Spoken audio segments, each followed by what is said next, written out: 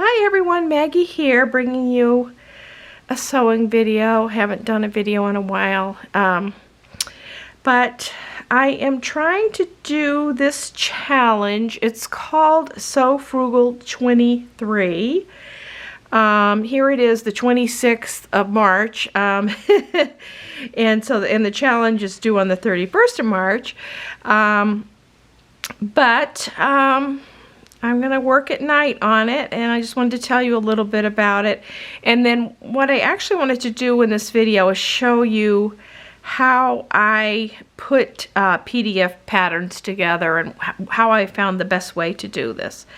So for this challenge, Sew Frugal 23 challenge, you are to choose a pattern that you find for free online, and actually moodfabrics.com has a lot of patterns, and I did select one. It's called the Poppy Dress, and I'm going to be doing a hack of that dress for my daughter Emily. And you're supposed to choose fabric from your stash. I do have fabric that I purchased last year. I was going to make a bridesmaid's dress, and actually never got to it. We ended up buying a bridesmaid dress. You're supposed to, so I'm going to be using that fabric. This is the fabric right here, which is like a 100% cotton blue, like calico. You're supposed to make the garment in the month of March, and then you post it on Instagram on March 31st with the hashtag SewFrugal23. So let me show you. I think I'll show you the pattern, and then I will show you the best way to put these PDF patterns together that I have found. So this is my printout. When you go to print your pattern out, it says to do actual size. I actually, or 100% also. So I did this on 100%. On your printer, it gives you the options. And then this is a 2-inch square, which I double checked that before I printed the pattern out. So I have that. And this gives you, this chart tells you the order of putting this pattern together. What I have found, this particular one, each one is numbered, which that is helpful. That's not always the case with the PDF patterns. On this one, I think my best bet is you have to cut off the edge that you're going to be attaching to. So I'm using my cutter here, and this is the quickest way to do it. I'm just going to show that, and then we'll put some together. And I prefer to use glue, this Elmer's glue. I've tried a lot of different ways of putting them together. I've used like tape, the double-sided tape on the little tape dispensers, but you have a little time to like finagle the pattern before the glue dries with this.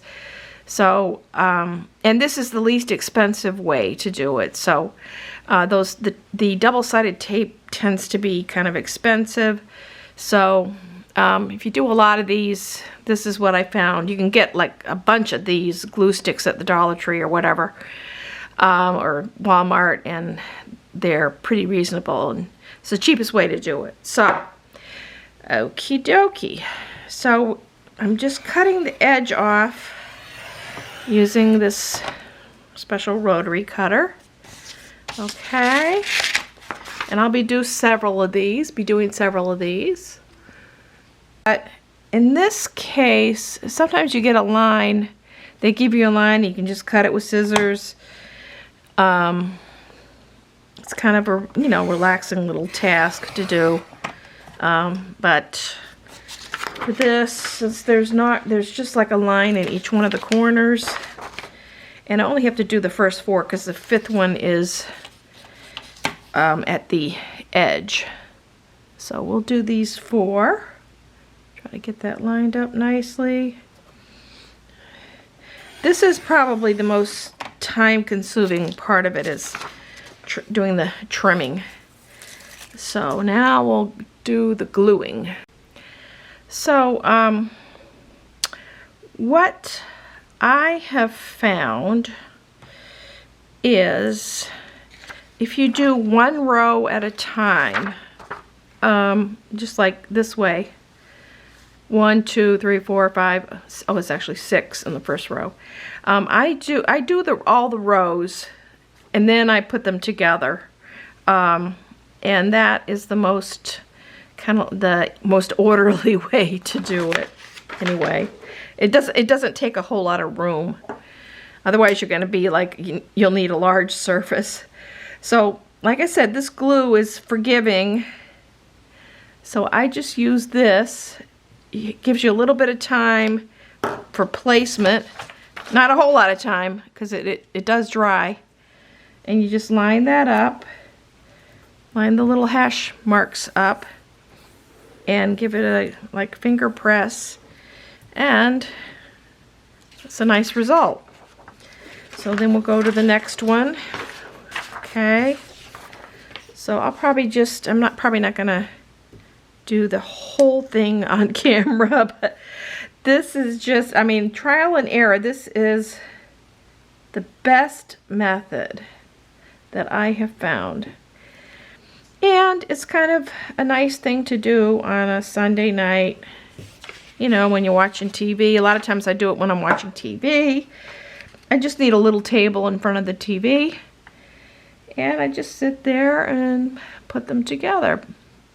And the first thing I do, of course, is I do the strips. So, and it really does hold each of the pieces together nicely once it dries. And like I said, it's very forgiving. I found with the tape, if I didn't place it just right, trying to fix it was not easy. See, here you can just kind of slide it around until you have it just the way you want it. It gives you a little bit of wiggle room there. Okay. And I just like do a whole strip. I do the whole strip, which is 1 through 6, and then I do the next strip. And I don't put them all together until I get all the strips done. And this one has has like 67 pages, I think. So I'm going to be busy doing this one. Yep. So, and I did take Emily's measurements today. I think I'm going to cut a size 10 in this. So that will give her plenty of room. Okay,